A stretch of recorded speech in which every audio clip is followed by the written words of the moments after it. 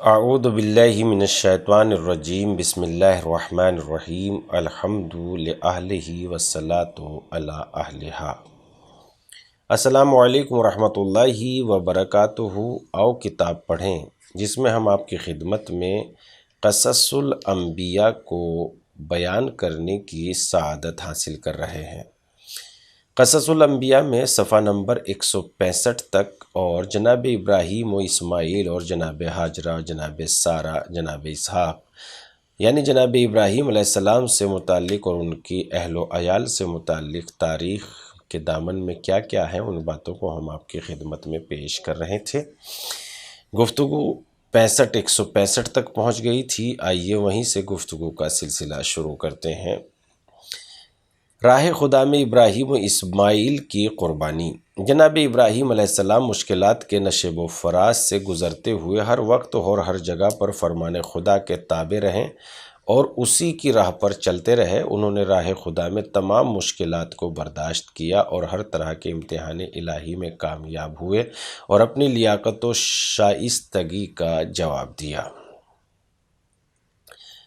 لیاقت و شائستگی کا ثبوت دیا۔ حضرت ابراہیم علیہ السلام اپنے بیٹے اسماعیل سے بے حد محبت کرتے تھے، کیونکہ حضرت اسماعیل علیہ السلام ان کی زندگی کا حاصل اور 100 سال کی سختیوں کو برداشت کرنے کا صلہ تھے۔ علاوہ ازیں سال ہا سال سے ان سے جدا رہے اور ان کے فراق میں جلتے رہے اور ادھر ادھر سے جناب اسماعیل کی ظاہری و باطنی زندگی خدا جوئی کی تمام اہداف میں حضرت ابراہیم کی حیات کے ساتھ باہم ملی ہوئی تھی۔ اللہ تعالیٰ نے چاہا کہ جناب ابراہیم کا حضرت اسماعیل کے بارے میں امتحان کریں، اور امتحان میں ایسا کہ جو بڑے بڑے پہلوانوں کو چت کر دے۔ وہ امتحان یہ تھا کہ حضرت ابراہیم اپنے ہاتھ سے اپنے بیٹے اسماعیل کے گلے پر چھری چلائیں اور اسے راہ خدا میں قربان کریں۔ اگرچہ حکم پر عمل پیرا ہونا بہت سخت ہے، لیکن جناب ابراہیم ہمیشہ فرمان خدا کے سامنے سر تسلیم خم کیے رہے۔ ان کے لیے آسان ہے۔ اصل واقعہ کچھ یوں ہے، حضرت اسماعیل ایک طاقتور اور خوبصورت جوان تھے۔ ایک دن وہ شکار سے واپس ہوئے تو حضرت ابراہیم کی نگاہ ان کی جوانی اور حسن و جمال پر پڑی۔ شفقت پدر جوش میں آئی اور اسماعیل کی محبت جناب ابراہیم کے دل میں مختلف زاویوں سے بیٹھ گئی۔ اب خدا چاہتا ہے کہ حضرت ابراہیم سے اس محبت کا امتحان لیں۔ رات چھا گئی۔ اسی رات حضرت ابراہیم علیہ السلام نے خواب میں دیکھا کہ خداوند قدوس حکم دے رہا ہے کہ اپنے بیٹے اسماعیل کی قربانی کرو۔ جناب ابراہیم جب بیدار ہوئے تو سوچ میں ڈوب گئے کہ کیا یہ خواب رحمانی ہے۔ انہوں نے دوسری اور تیسری رات بھی بالکل یہی خواب دیکھا تو انہیں یقین ہو گیا کہ یہ خواب رحمانی ہے اور یہاں پر شیطانی وسوسے کی کوئی گنجائش نہیں ہے۔ حضرت ابراہیم علیہ السلام ایک خطرناک دور پر کھڑے ہیں۔ اب وقت انتخاب ہے کہ کس راستے کو منتخب کرے، خدا کو یا نفس کو۔ انہوں نے ہمیشہ اپنے وجود پر خدا کو حاکم کیا۔ یہ مرحلہ اگرچہ انتہائی مشکل تھا، لیکن انہوں نے راہ خدا کو منتخب کیا۔ اگرچہ ابلیس نے بے شمار وسوسوں کا حملہ کیا، مثلا ان سے کہا کہ یہ شیطانی خواب ہے، کیا کہا کہ یہ عقل سے بعید ہے، انسان جوان بیٹے کو قتل کرے۔ جناب ابراہیم علیہ السلام جو کہ مجسمہ شکن تاریخ تھے، اب وہ ابلیس شکن بن گئے۔ انہوں نے جہاد اکبر کیا اور جناب اسماعیل کو راہ خدا میں قربان کرنے کا پکا ارادہ کر لیا، کیونکہ حج کی عظیم ترین کانفرنس کے لیے قربانی اور ایثار و فداکاری کی ضرورت ہے، نیز نفس کشی اور ابلیس کشی کی احتیاج ہے، تاکہ بارگاہ حق میں قبول ہو سکے۔ حضرت ابراہیم علیہ السلام نے سب سے پہلے یہ بات مادر اسماعیل بی بی ہاجرہ کے سامنے رکھی۔ ان سے کہا کہ میرے بیٹے کو صاف ستھرا لباس پہناؤ اور بالوں میں کنگھی کرو، میں اسے اپنے دوست کے پاس لے جانا چاہتا ہوں۔ بی بی ہاجرہ نے اطاعت کی۔ جب گھر سے روانہ ہونے لگے تو جناب ابراہیم نے اپنی بی بی ہاجرہ سے کہا، مجھے ایک رسی اور چھری لا دو۔ بی بی ہاجرہ نے کہا کہ آپ تو دوست سے ملاقات کے لیے جا رہے ہیں، رسی اور چھری کیا کرنی ہے؟ ہیں۔ جناب ابراہیم نے کہا شاید وہ قربانی کے لیے گوشت فند لے آئے، لہذا مجھے ضرورت پڑے گی۔ بی بی ہاجرہ نے رسی اور چھری لا کر جناب ابراہیم کو دی۔ حضرت ابراہیم علیہ السلام اسماعیل کو اپنے ہمراہ لے کر قربان گاہ کی طرف روانہ ہوئے۔ حضرت اسماعیل اور بی بی ہاجرہ کا شیطانی وسوسوں سے مقابلہ۔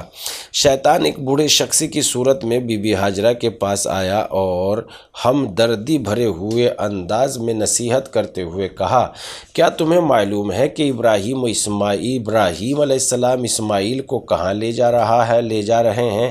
بی بی ہاجرہ نے کہا اپنے دوست سے ملاقات کے لیے۔ شیطان نے کہا ابراہیم اسے قتل کرنے کے لیے لے جا رہا ہے۔ بی بی ہاجرہ نے کہا وہ کون سا باپ ہے جو اپنے بیٹے کو قتل کرے، خاص کر جب باپ ابراہیم جیسا اور بیٹا اسماعیل جیسا ہو؟ شیطان نے کہا ابراہیم کہتا ہے خدا نے فرمایا ہے۔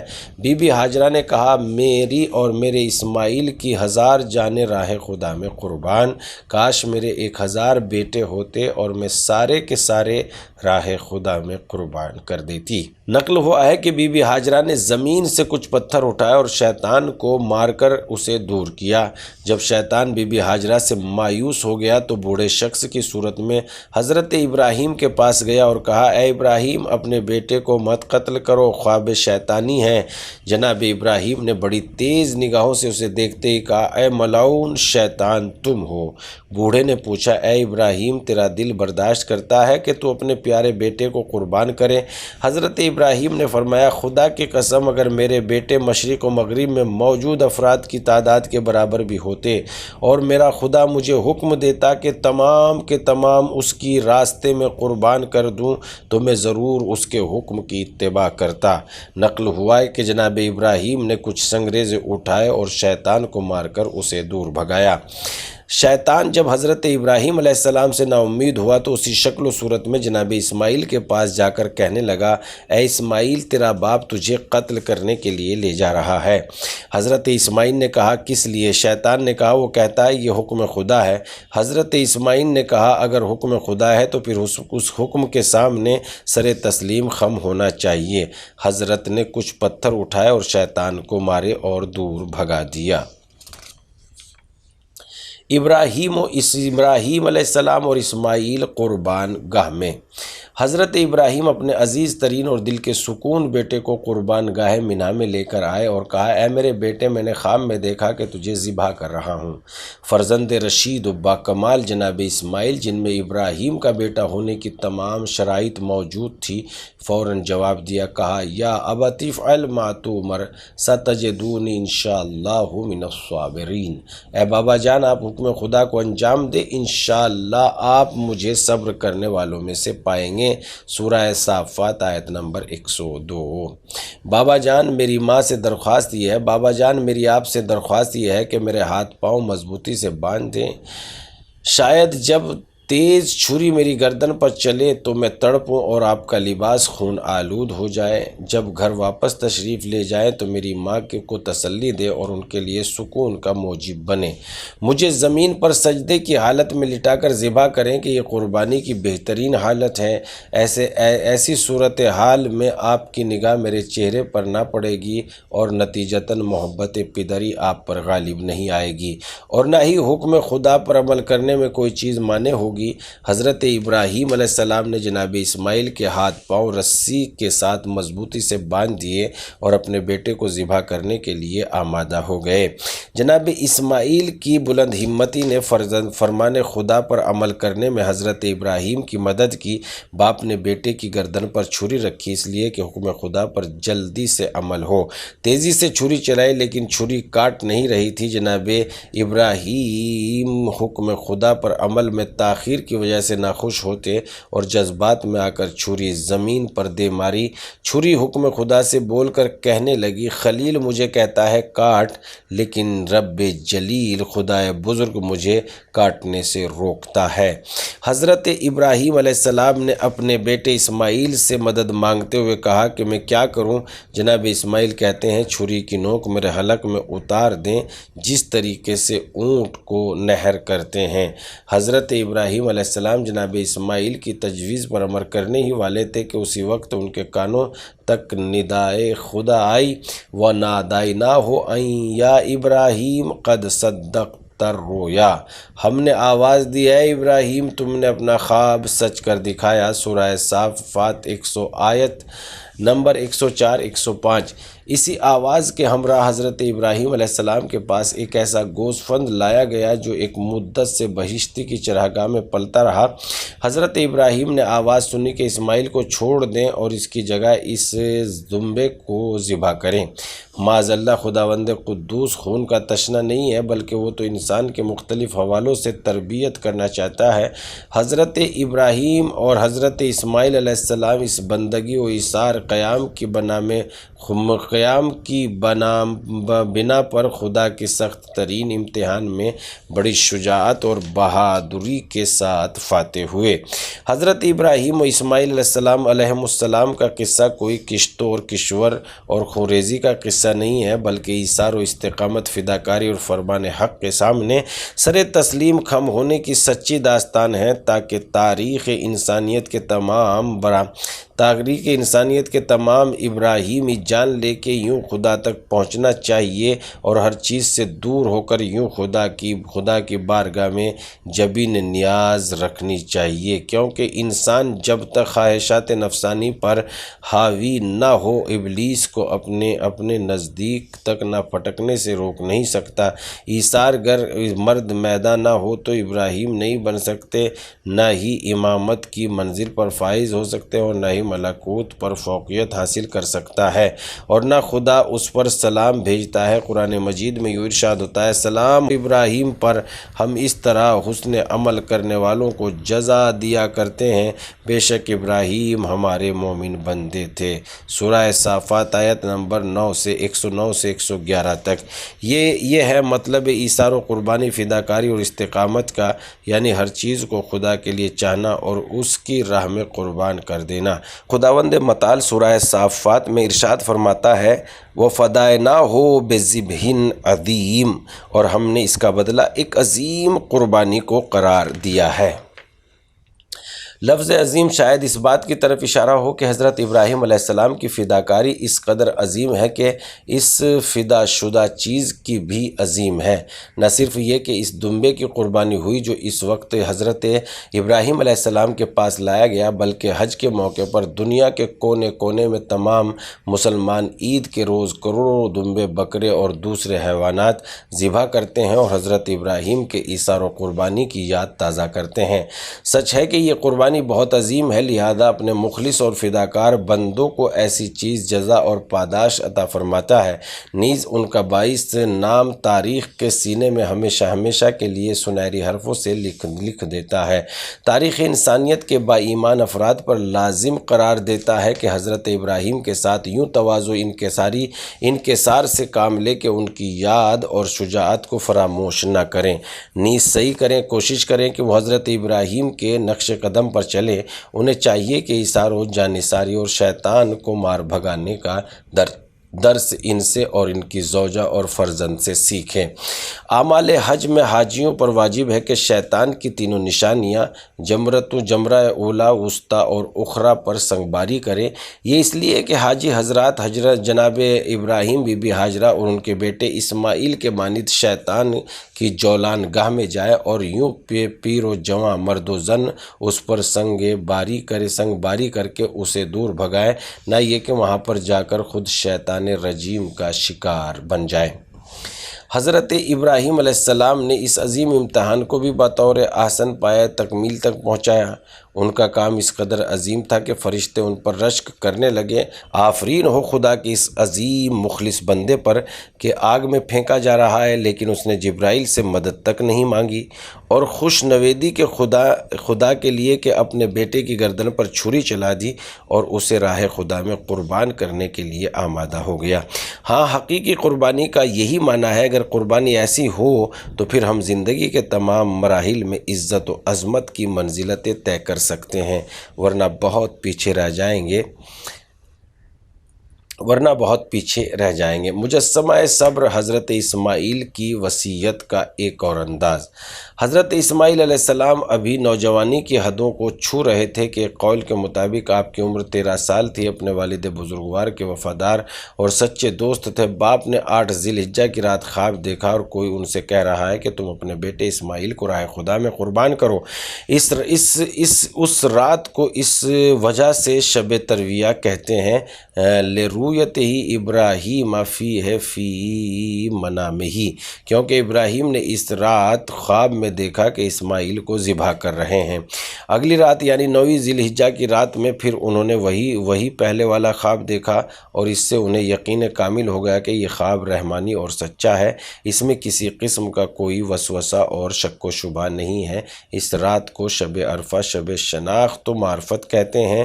وَلِمَعْرِفَتِهِ صِحَّةَ مَنَامِهِ، کیونکہ ابراہیم نے اس رات میں خواب کے سچ ہونے کو جان لیا۔ اس خواب کے بعد حضرت ابراہیم علیہ السلام نے جناب اسماعیل کو ذبح کرنے کا ارادہ کیا۔ جب وہ اسماعیل کو قربان گاہ میں لے گئے تو انہیں منہ کے بل زمین پر لٹا دیا تاکہ ذبح کریں۔ اس وقت حضرت نے اپنے والد بزرگوار کو 7 وصیتیں کیں۔ میرے ہاتھ پاؤں مضبوطی سے باندھ دے، مبادا کہ میں بے قرار ہو جاؤں یعنی تڑپوں اور میری حرکات کی وجہ حکم خدا پر عمل کرنے میں تاخیر ہو جائے۔ میرا پیراہن میرے بدن سے اتار دے تاکہ اس پر میرا خون نہ لگے اور اسے دھونا آپ کے لیے زحمت کا سبب نہ بنے، نیز میری ماں اسے نہ دیکھ سکے اور غم زدہ نہ ہوں۔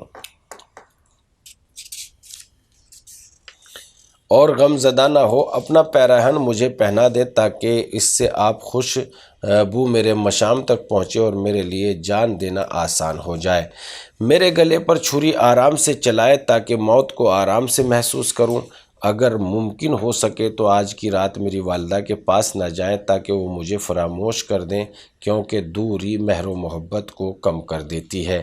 میری ماں کو میرا سلام پہنچا دے، میرا کرتا ان کے پاس لے جائیں تاکہ ان کے پاس یادگار کے طور پر باقی رہے۔ جب حضرت ابراہیم علیہ السلام نے اسماعیل کو حکم خدا پر عمل کرنے کے لیے یوں آمادہ دیکھا تو انتہائی خلوص دل سے کہا، نعم العون انت علی امر اللہ، فرمان خدا کو انجام دینے کے لیے تو کتنا اچھا مددگار ہے۔ مکے میں حضرت اسماعیل کی زندگی کے آخری لمحات۔ حضرت اسماعیل علیہ السلام نے اپنی زوجہ اور بچوں کے ساتھ مکے میں زندگی گزار دی۔ آپ ایک رہنما اور پیغمبر تھے۔ ہر سال اعمال حج شان و شوکت سے بجا لاتے میں آپ کا خاص کردار رہتا اور خانہ کعبہ کی کلید برداری اور تولیت آپ ہی کے شانوں پر تھی۔ اس زمانے تک خانہ کعبہ کی عمارت پر کوئی غلاف وغیرہ نہیں ہوتا تھا، بلکہ عام پتھروں سے بنی ہوئی سادہ سی عمارت تھی۔ حضرت اسماعیل کا گھر خانہ کعبہ کے نزدیک تھا، وہاں پر ہی زندگی کے اوقات بسر کرتے۔ ایک دن آپ کی زوجہ نے تجویز دی کہ خانہ کعبہ کے دونوں دروازوں پر پردے آویزاں کیے جائیں۔ جناب اسماعیل کو یہ مشورہ پسند آیا۔ آپ کی زوجہ نے 2 پردے تیار کیے اور دونوں دروازوں پر لٹکا دیے۔ آپ کی زوجہ نے دوبارہ یہ تجویز دی کہ بہتر ہے کہ خانہ کعبہ کی پوری عمارت کو پردہ پوش کیا جائے۔ حضرت اسماعیل نے یہ پیش نہاد بھی قبول کی۔ انہوں نے کپڑا تیار کیا اور خانہ کعبہ کے چاروں طرف پردے لٹکا دیے۔ اس وجہ سے اس دن سے لے کر آج تک یہ سنت ہے کہ ہر سال عید قرباں کے روز خانہ کعبہ کے پردے تبدیل کیے جاتے ہیں۔ حضرت اسماعیل علیہ السلام کی زندگی کے اخراجات شکار اور بھیڑ بکریوں کی آمدنی سے پورے ہوتے تھے۔ خانہ کعبہ کا سب سے پہلا غلاف جو تیار کیا گیا تھا وہ حضرت کی بھیڑوں کی اون سے بنا ہوا تھا۔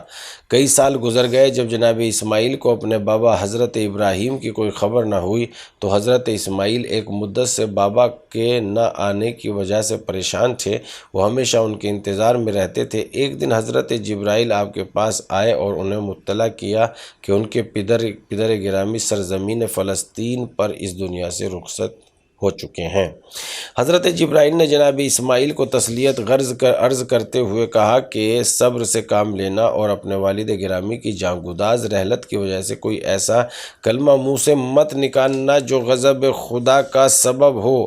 اسی ضمن میں حضرت جبرائیل علیہ السلام نے جناب اسماعیل سے کہا آپ بھی اس زمانے سے چل بسیں گے۔ حضرت اسماعیل نے 137 قول کے مطابق 180 سال عمر پائی۔ آپ کا پیکر مطہر آپ کی والدہ ماجدہ کے نزدیک حجر اسود حجر اسماعیل میں سپرد خاک کیا گیا۔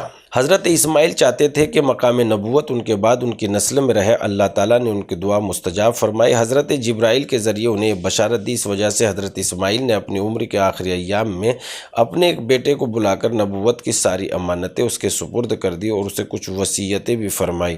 البتہ اس بات کی طرف توجہ رہے کہ حضرت اسحاق جناب اسماعیل سے پہلے دنیا سے رخصت ہو گئے تھے۔ خداوند عالم نے قرآن مجید میں 12 مرتبہ حضرت اسماعیل کا ذکر کیا اور انہیں ایک صالح، معتمد، صادق الوعد، پاک طینت، خوش اخلاق اور صابر پیغمبر کے نام سے یاد کیا ہے۔ نیز ان کا ذکر اس عنوان سے بھی کیا ہے کہ وہ خانہ کعبہ کی تعمیر اور اسے ہر قسم کے شرک سے پاک رکھتے ہیں اور اپنے والد بزرگوار کے برابر کے شریک رہتے ہیں۔ سورہ مبارکہ انعام ابراہیم کی کچھ انبیاء ذکر کرتے ہوئے خداوند عالم فرماتا ہے وَإِسْمَاعِيلَ وَالْيَسَعَ وَالْيُونُسَ وَلُوطًا وَكُلًّا فَضَّلْنَا عَلَى الْعَالَمِينَ۔ ہم نے اسماعیل، یوسع، یونس اور لوط تمام عالمین پر فضیلت دی ہے۔ حضرت اسحاق کی رحلت۔ حضرت اسحاق علیہ السلام زندگی کے کچھ فراز و نشیب جناب ابراہیم اور جناب اسماعیل کی حالات زندگی میں بیان ہو چکے ہیں۔ خلاصہ کلام یہ ہے کہ جناب اسحاق حضرت ابراہیم علیہ السلام کے دوسرے فرزند ارجمند ہے۔ آپ کی والدہ کا نام سارہ تھا۔ حضرت ابراہیم اور بی بی سارہ بوڑھے ہو چکے تھے، انہیں صاحب اولاد ہونے کی کوئی امید نہ تھی۔ جناب ابراہیم علیہ السلام ہمیشہ دعا کرتے کہ اللہ تعالیٰ انہیں نیک اور صالح بیٹا عطا فرما۔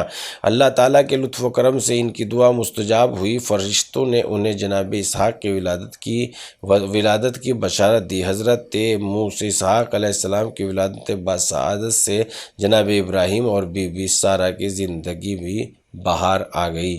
قرآن میں 17 بار حضرت اسحاق کا ذکر آیا ہے۔ آپ کو صالح، خداوند شائستہ اور صاحب عزت کے طور پر یاد کیا گیا ہے۔ آپ نے اپنے پروگرام گوارا جناب ابراہیم علیہ السلام کے پروگرام کے آگے بڑھایا۔ حضرت یوسف نے زندان میں جان لیا کہ ان کے ذمے اپنے آباء و اجداد کی پیروی کرنا ہے، لہذا واتبعت ملت آبائی ابراہیم و اسحاق و یعقوب، سورہ یوسف آیت نمبر 38۔ حضرت اسحاق علیہ السلام میں نے اپنے آباء و اجداد ابراہیم، اسحاق اور یعقوب کی پیروی کی۔ حضرت اسحاق علیہ السلام جب بالغ ہوئے تو سرزمین بابل ہی کی ایک شخصیت لابان کی بہن بقا سے شادی کر لی۔ جب حضرت ابراہیم علیہ السلام دنیا سے رحلت فرما گئے تو ان کے بعد کنعان اور فلسطین کے لوگوں کو تبلیغ کے حق کرنے پر آمادہ و مامور ہوئے۔ انہوں نے لوگوں کو خدائے یکتا کی اطاعت کرنے کی دعوت دی۔ انہوں نے 180 سال کی عمر میں رحلت فرمائی۔ ان کا مرقد اطہر شہر خلیل قدس میں اپنے والد بزرگوار حضرت ابراہیم علیہ السلام کے نزدیک واقع ہے۔ ناظرین، پیج نمبر 174 تک گفتگو مکمل ہو چکی ہے اور جناب ابراہیم علیہ السلام کی داستان بھی تمام ہو گئی ہے۔ اب ہم انشاءاللہ کل آپ کی خدمت میں حضرت لوط علیہ السلام کی داستان پیش کریں گے قرآن و روایات کی روشنی میں۔ تب تک کے لیے آپ دیکھتے رہیے قصص الانبیاء۔ خدا حافظ، والسلام علیکم ورحمۃ اللہ۔